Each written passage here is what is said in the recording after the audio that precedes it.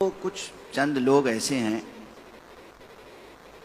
جو کہ برابر گستاخیاں کرتے ہیں آیت اللہ العظمیٰ خامنئی کے سلسلے میں، اور چونکہ میں ممبر سے اکثر ان کا تذکرہ کر دیتا ہوں تو پھر ظاہر ہے کہ وہ لعن کا مستحق میں بھی ہو جاتا ہوں۔ میں سمجھتا ہوں کہ مجھے اجر ملے گا، ثواب ملے گا انشاءاللہ۔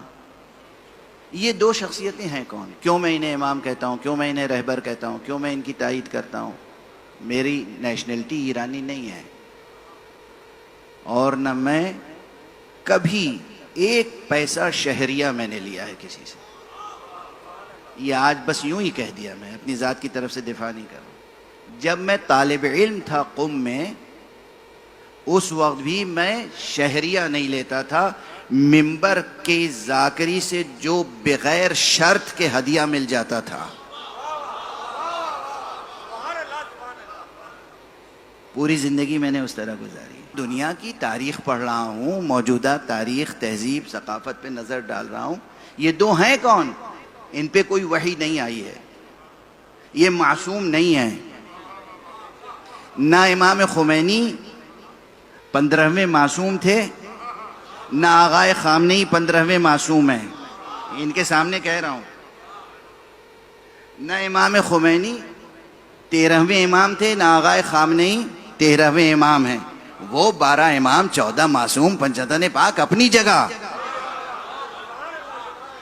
ان کا کمال یہ ہے کہ دنیا کے دوسرے افراد دنیا کی خاک کو اپنی آنکھوں کا سرما بناتے ہیں، انہوں نے نبی اور اہل بیت کی خاک کو اپنی آنکھوں کا سرما بنایا ہے۔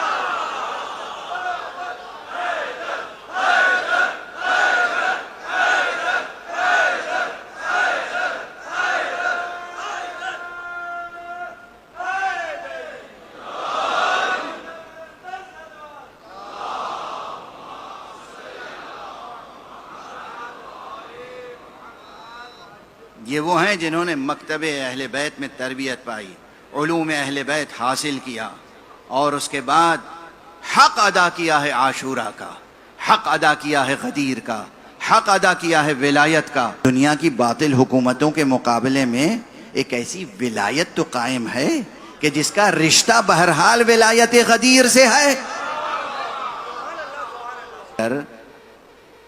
ولایت غدیر کا کلمہ نہ پڑھا ہوتا ہم نے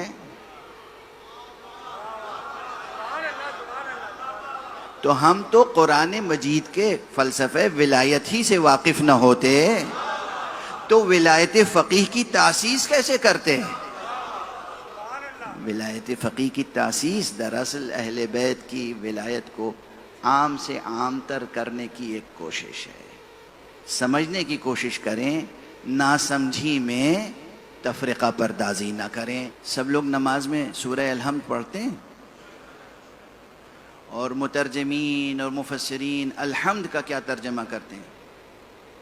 تمام تعریفیں اللہ کے لیے ہیں، اور اپنے اس ایکسپریشن کا، اس تعبیر کا مزید کیا بیان پیش کرتے ہیں؟ تمام تعریفیں اللہ کے لیے، یعنی کیا؟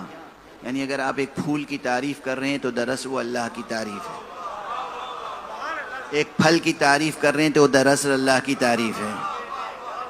شرک نہیں ہو رہا ہے نا؟ اتنا سب نے سنا ہے نا؟ آپ کسی اللہ کی اچھی مخلوق کی تعریف کر رہے ہیں تو گویا اللہ کی تعریف ہو رہی ہے۔ ہم بھی اگر امام خمینی کی تعریف کر رہے ہیں تو دراصل امام جعفر صادق کی تعریف ہو رہی ہے۔ ہم امام خامنئی کی تعریف کر رہے ہیں تو دراصل مکتب فقہ جعفری کی تعریف ہو رہی ہے، امام جعفر صادق کی تعریف ہو رہی ہے۔ جتنے فقہا ہیں مکتب امام جعفر صادق میں پروان چڑھنے والے ہیں۔ بڑی طاقتوں کی طرف سے آ جائیں تو ملکوں کے اندر حالات زیر و زبر ہو جاتے ہیں، لیکن 1-2 سال نہیں۔ ایران میں جمہوری اسلامی کے قیام کو کتنے سال گزر گئے؟ کب سے دشمن جو ہے وہ ان کے پیچھے لگا ہوا ہے؟ تمام طرح کی اقتصادی ناکہ بندیاں ہیں، میں نے دیکھا ہے ایران کے غیور جوانوں کو، ان کے فوج کے جوانوں کو، ان کے سول سروسز کے جوانوں کو، ان کے ایمبیسی میں کام کرنے والے ڈپلومیٹس کو۔ ایک وقت وہ بھی آیا کہ ان کے پاس ڈالر بالکل نہیں تھا، کچھ نہیں تھا، تنخواہ نہیں ملتی تھی، کسی کی ضیافت کرنے کا بھی ان کے پاس فنڈ موجود نہیں ہوتا تھا، لیکن سر کسی نے نہیں جھکایا۔